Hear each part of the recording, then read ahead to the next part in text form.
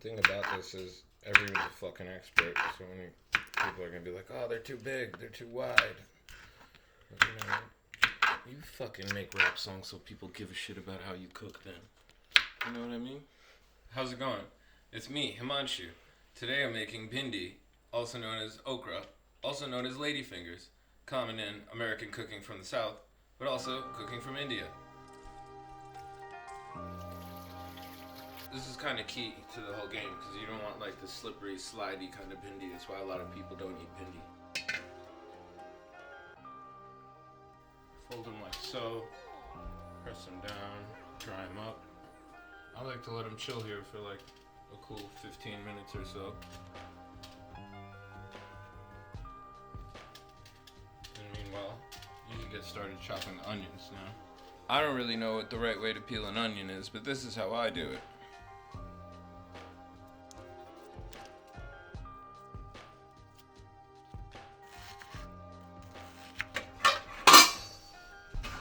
This is a karai, it's like a wok, but for India. And I like this one because it's so cute. Look at it.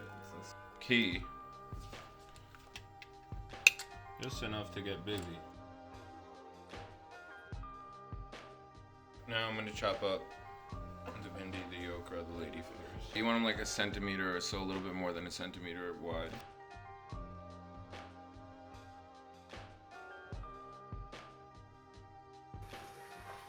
So that's your salt, that's your turmeric, that's your red pepper, I think that's coriander, just a little bit of cumin, and that's garam masala. And we don't use this, that's ajwain. And you might notice I don't measure because nobody taught me how to kind of cook on colors and smells. And there you have it.